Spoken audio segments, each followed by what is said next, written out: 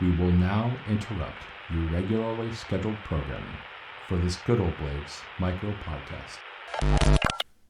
In Odetta's 1956 God's Gonna Cut You Down, the lyrics say, "What's done in the dark will be brought to the light." Johnny Cash also sang this song, and more recently I've thought about that in terms of knife making.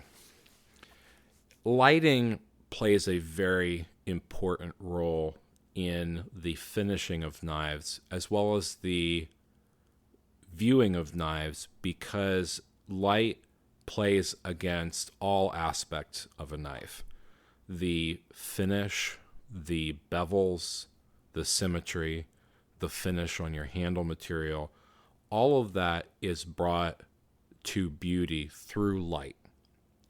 And it's important for us as knife makers to understand the versatility and the benefit of light as a tool in order to try to remove as many flaws and facets from a knife as possible.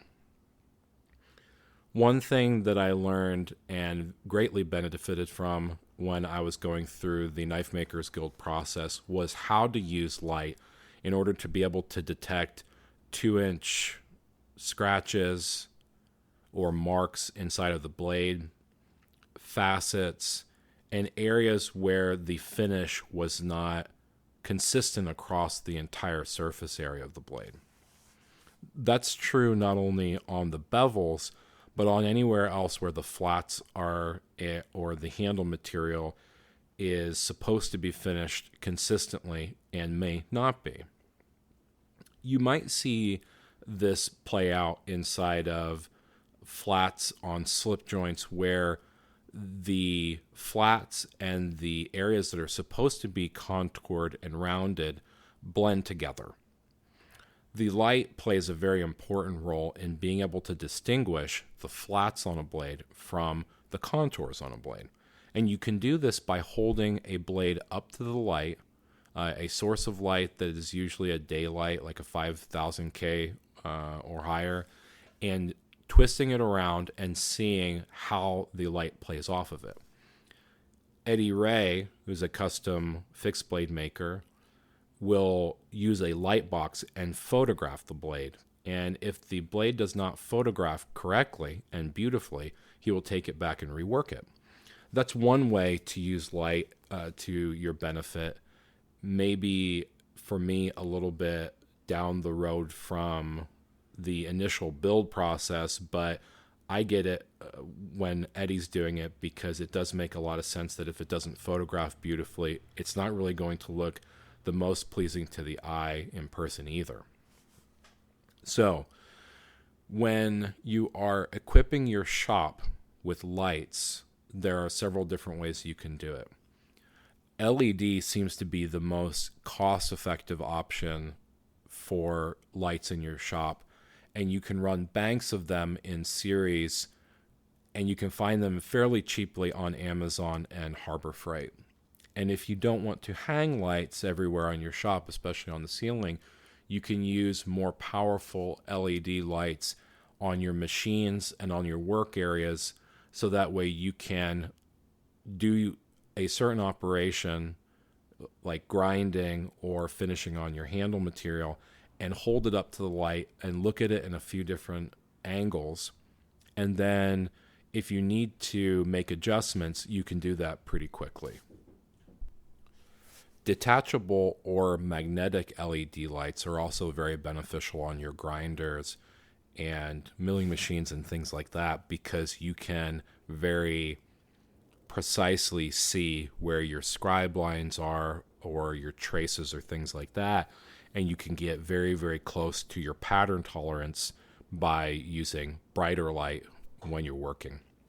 And I would highly recommend this because the magnetic or LED lights that you can snap onto your machines are actually pretty inexpensive holistically, but they make a lot of difference in the end product, where you don't have to chase lines as much because you can see where you're supposed to grind to.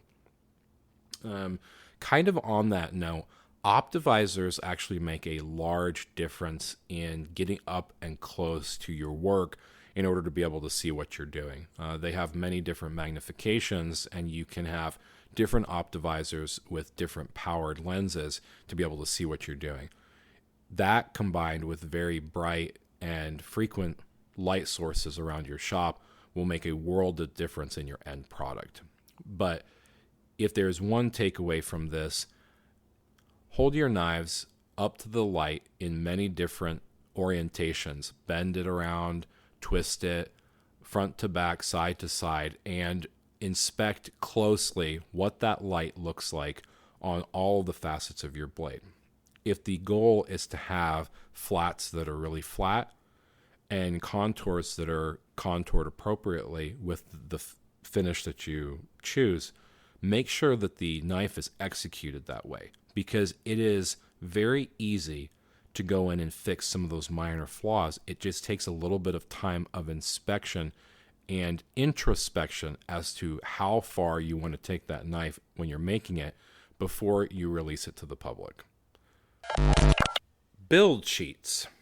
There are a lot of different ways when you're making knives to organize and lay out how you're going to prepare them. One way I've found that's very beneficial is to use what is a sales order booklet that has carbon copies, and you can usually pick these up at Walmart or office supply stores, and it gives you a place to put like a customer's name, the date of the order, address, things like that, how much they're supposed to pay, and then a quantity or a line item basis for materials, right? So if the knife is CPM 154, you could put it in one slot. If it's supposed to have mammoth ivory, you can put that somewhere else. And you can actually build the price next to each one of those as well to total out the amount. Additionally, you can also build sheets on a computer if you have a specific methodology that you want to follow for each pattern, all right? So sometimes that might be the specific technical details or steps that you go through to execute Damascus, right? So if you have a piece of Damascus, you might surface grind it, you might profile it, you might test etch it, whatever the etching process or finishing processes that you need to follow. You can make a build sheet that walks you through those steps, so that way your preparation matches the operation that you're going to execute that knife on. Eventually, you can get to a place in knife making where all of that becomes pretty intuitive and you don't need to worry so much about making build sheets. However, I will say that after almost 7 years of making knives, I still use them regularly, especially when I'm getting into more complicated builds or I'm making slip joints or lockbacks. There are times when I want to really track certain operations that might not necessarily be intuitive to me, like polishing the back square and kick and blade tang, right? Or the spring. There are operations within knives that if they're bolster knives, I want to follow a certain operation. So you can do that with sales orders and carbon copies for initial orders, and you can even build custom build sheets on your computer and print them out so you can follow along. Another really good thing about build sheets is that I have dividers that I got from Harbor Freight. They're the little plastic dividers for tools and parts.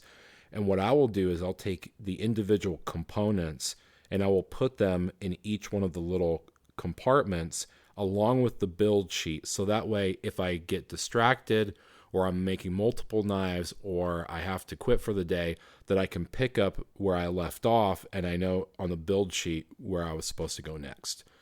So there's really not a lot else to build sheets. It's a quick tip and it really does help with organization and it allows you to check off things as you go down the list. So very similar to grocery shopping. You know, there's a lot of things that you might need at the grocery store. You build a list and then you check them off while you're picking them up. So that way everything at the end is it meets the expectation of what you planned out in the beginning. I hope this tip helps. Ask if you have any questions.